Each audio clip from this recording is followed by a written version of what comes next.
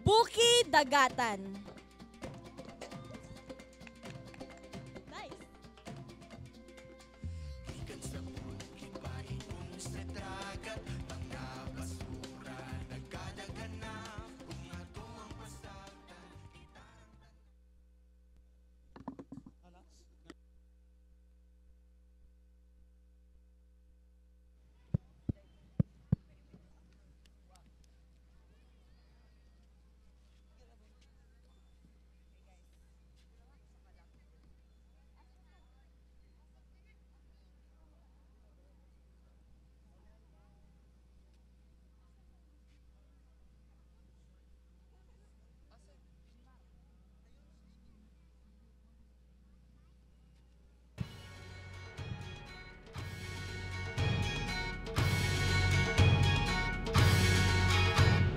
Pasalamat among ihalad. Pasalamat sa yuta. Pasalamat among ihalad. Pasalamat sa hangin. Pasalamat among ihalad. Pasalamat sa tubig. Pasalamat among ihalad. Pasalamat sa kalayo. Pasalamat sa kinaiyahan. Pasalamat dawata. Pasalamat dawata. Pasalamat dawata.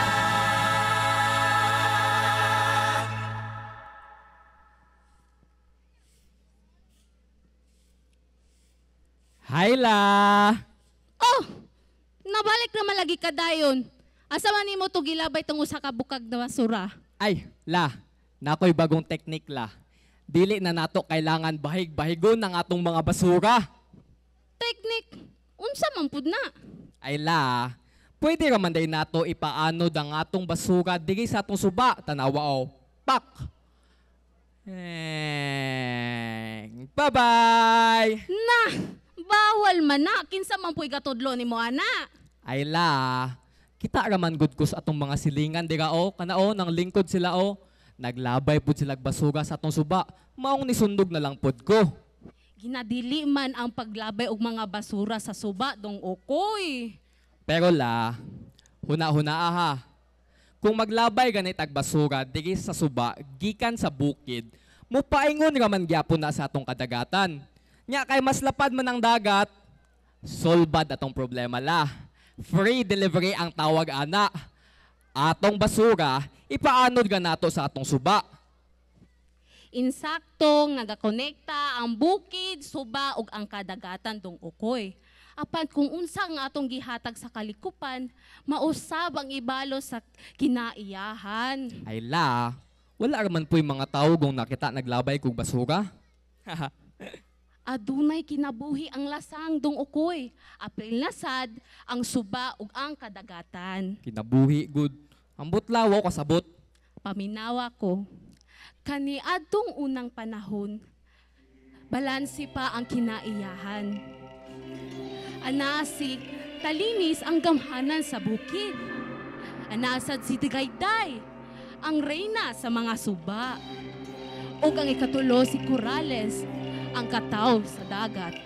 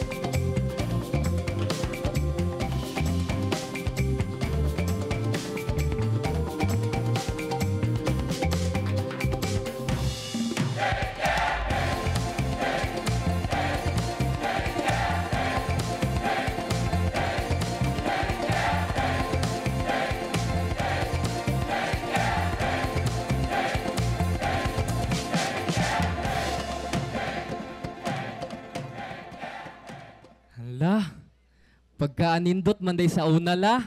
Tinuod apo, apan niabot ang panahon na nagsugod nagtukod ang mga katawhan ug biskag unsang mga building hangtod giupaw nila ang lasang. Pagkaaluoy man sa mga tawo oy. Samot na sa ato ang palibot la.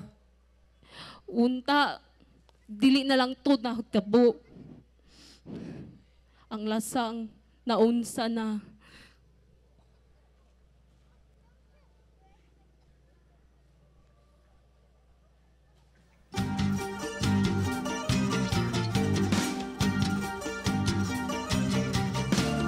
Tao, tao, kinabuhi tao, taas o kaibalo katawang kinukalo, nalana mo lihong matuo, sa among pagkabot mo lang mo kamo, kami ang masalba kaninyo, kami mga tao, tao, kinabuhi tao, kami ang inyong kaluwa sa buong kanaho, inyong isla, among tumalaon, di mo magmahay, hayag lang inyong kaumaon.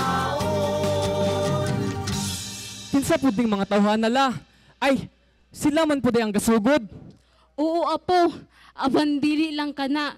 Kay ang mas makahadlok ang paghinay-hinay nga pagbalo sa kinaiyahan. Maong adunay kusog nga pag-ulan, pagbaha, pag-landslide, ug uban pang katalagman.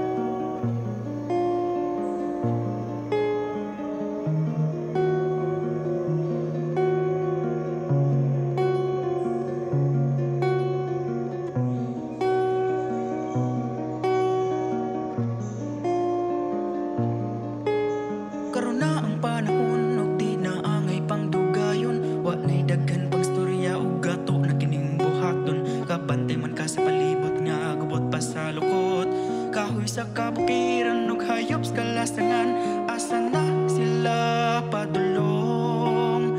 Wa na'y mapasinginlan, binuhatan sa dautan, pamina mga igsuon, kanus apata magkaton, ulaton pa ba nato nga mo balos na ang panahon, asa na sila padulong. Asa na kita paingon, asa na sila padulong, asa na kita paingon,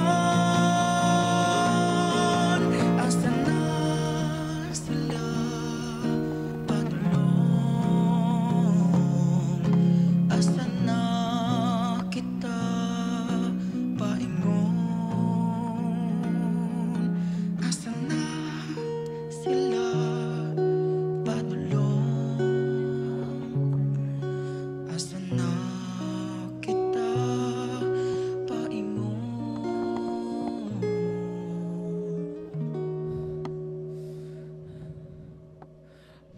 Kaguol kaayo la.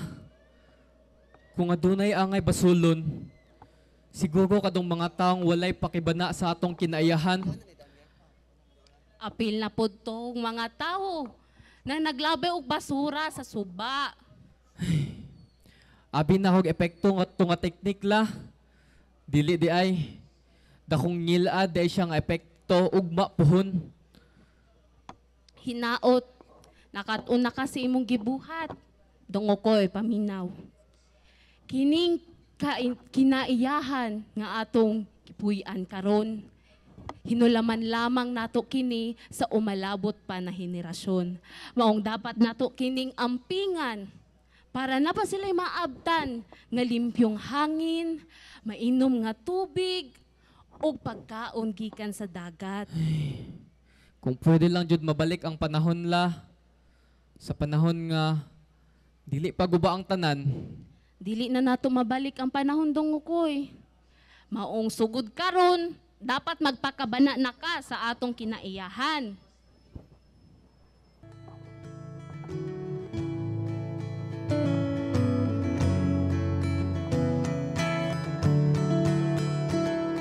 Suba sa kinabuhi, magapadayon ka. Agos sa tubig, sabay kong asa mapunta. Mga damgo o pangandoy,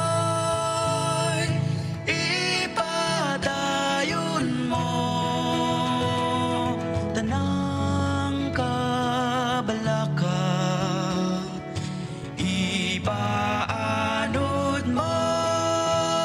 Aron madagamtaman nimo, aron madagamtaman nimo, aron madagamtaman nimo ang paraiso. Gihatag sa Ginoo nga paraiso. Salamat sa gasa nga prisko nga hangin nga gikan sa bukid. Salamat sa gasa nga limpyong tubig gikan sa mga tubod. Salamat sa gasa nga pagkaon nga gikan sa kadagatan. Gasa sa kinaiyahan, atong ampingan. Gikan sa bukid, paingon sa dagat. Tanang tawo dapat maprotekta sa kinaiyahan. Mauna ang bagong teknik.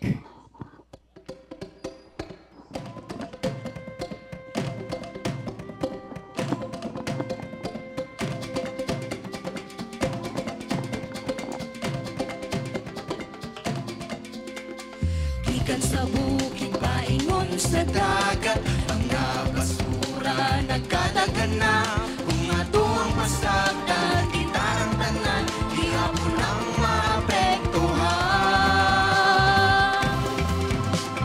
Gikan sa bukid, paingon sa dagat, ang nakatauhan nagkaiusa. Kung may kung mapaglao, malang sa tanan, kalasangan maprotek.